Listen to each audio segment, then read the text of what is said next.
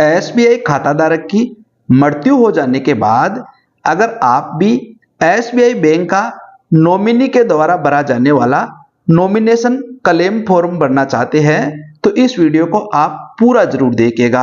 इस वीडियो में हम आपको विस्तार से बताने वाले हैं कि एसबीआई अकाउंट होल्डर की डेथ हो जाने के बाद नॉमिनी के द्वारा नॉमिनेशन क्लेम फॉर्म किस तरह से भरा जाता है। तो चलिए बिना किसी देरी के इस वीडियो को स्टार्ट कर लेते हैं। सबसे पहले दोस्तों आपको एसबीआई बैंक की बैंक ब्रांच से इस तरह का एक नॉमिनेशन क्लेम फॉर्म प्राप्त कर लेना है। फॉर्म को प्राप्त करने के बाद यहां पर देखिएगा आपको फोटो ऑफ नॉमिनी का यहां पे एक बॉक्स दिखाई दे रहा है, यानी जो मृतक है उसके बैंक अकाउंट में जो नॉमिनी है उसका फोटो आपको यहां पर लगाना है। यहां पर आपको नॉमिनी का रंगीन पासपोर्ट साइज फोटो चिपका देना है।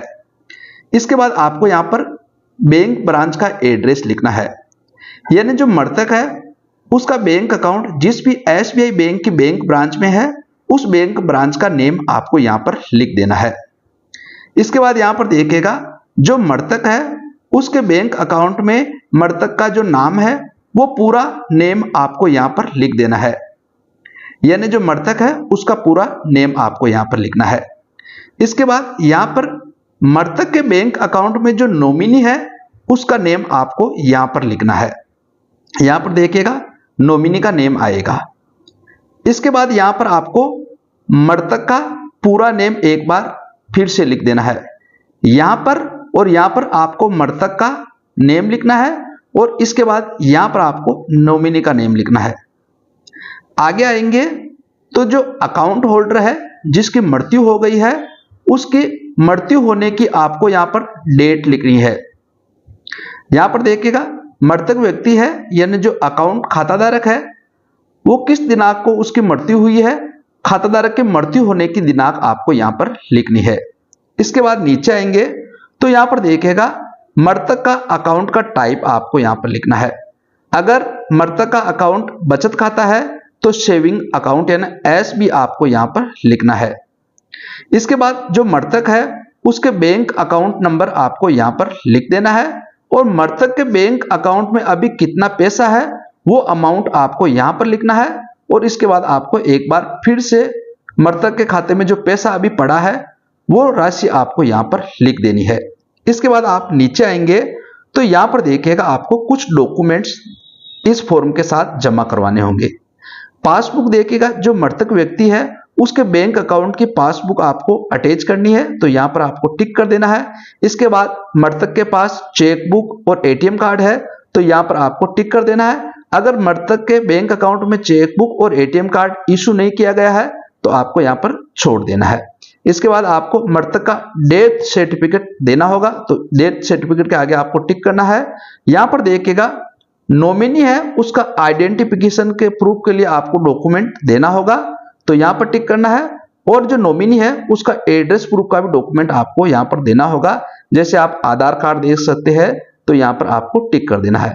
ये डॉक्यूमेंट्स आपको इस फॉर्म के साथ अटैच करने होंगे। इसके बाद यहां पर देखिएगा सिग्नेचर ऑफ नॉमिनी। यहां पर दोस्तों मृतक के बैंक अकाउंट में जो व्यक्ति नॉमिनी है उसके सिग्नेचर आपको यहां पर करवा लेना है और आप जिस दिनांक को इस नॉमिनेशन क्लेम फॉर्म को भर रहे हैं उस दिन के आपको डेट यहां पर लिख देनी है। इसके बाद दोस्तों देखिएगा आप फॉर्म के पीछे आएंगे तो यहां पर आपको इस तरह का एक फॉर्म और देखने को मिलेगा। यहां पर देखिएगा एड्रेस ऑफ कॉरस्पॉन्डेंस में यहां पर देखिएगा नॉमिनी व्यक्ति है उसकी आपको डिटेल लिखनी है। यहां पर दोस्तों आपको नॉमिनी व्यक्ति का पूरा नेम और एड्रेस लिख देना है और यहां पर नॉमिनी के मोबाइल नंबर लिखना है और नॉमिनी का जो बैंक अकाउंट है वो एसबीआई बैंक अकाउंट नंबर यहां पर लिख देना है, यानी मृतक के बैंक अकाउंट में जो पैसा पड़ा है वो नॉमिनी किस बैंक अकाउंट में लेना चाहते हैं वो बैंक अकाउंट नंबर आपको यहां पर लिख देना है। तो ध्यान रखिएगा यहां पर आपको नॉमिनी की डिटेल भरनी है, नॉमिनी का पूरा नेम और एड्रेस भर देना है, नॉमिनी का मोबाइल नंबर और यहां पर नॉमिनी का एसबीआई बैंक अकाउंट नंबर आपको यहां पर लिख देना है। इसके बाद यहां पर देखिएगा दो विटनेस का ऑप्शन यहां पर दिखाई दे रहा है, यानी दो गवाह के आपको जरूरत पड़ेगी। तो यहां पर फर्स्ट गवाह है उसका नेम लिखना है और यहां पर दोस्तों गवाह का एसबीआई बैंक अकाउंट नंबर आपको यहां पर लिखना है। इसके बाद जो सेकंड विटनेस है उसका पूरा नेम आपको लिखना है और सेकंड गवाह है उसका एसबीआई बैंक अकाउंट नंबर आपको यहां पर लिख देना है। इसके बाद आपको नीचे वाला फॉर्म नहीं भरना है, फॉर ऑफिस यूज ओनली, यह बैंक के लिए है, आपको इसे नहीं भरना है। अब आपको यहां पर देखिएगा अगला फॉर्म इस तरह से दिखाई देगा, तो यहां पर भी आपको इसे नहीं भरना है, छोड़ देना है। नीचे आएंगे तो यहां पर देखिएगा 1 रुपए का आपको अपने नजदीकी पोस्ट ऑफिस से एक स्टाम्प प्राप्त करना है। वो स्टाम्प आपको यहां पर चिपका देना है और आप जिस दिनांक को इस फॉर्म को भर रहे हैं उस दिन की डेट भरनी है और यहां पर नॉमिनी के सिग्नेचर करना है और नॉमिनी का नेम और नॉमिनी का पूरा एड्रेस यहां पर आपको लिख देना है। तो इस तरह से दोस्तों देखिएगा यह फॉर्म भरकर तैयार है। तो आप भी एसबीआई अकाउंट होल्डर की डेथ हो जाने के बाद अगर आप नॉमिनी है तो नॉमिनेशन क्लेम फॉर्म इस तरह से खुद से भर सकते हैं। उम्मीद करते हैं कि यह वीडियो आपको पसंद आएगा। अगर आपको हमारा ये वीडियो पसंद आया है तो इस वीडियो को लाइक करके हमारे चैनल को सब्सक्राइब जरूर कर लीजिएगा। जय हिंद, जय भारत।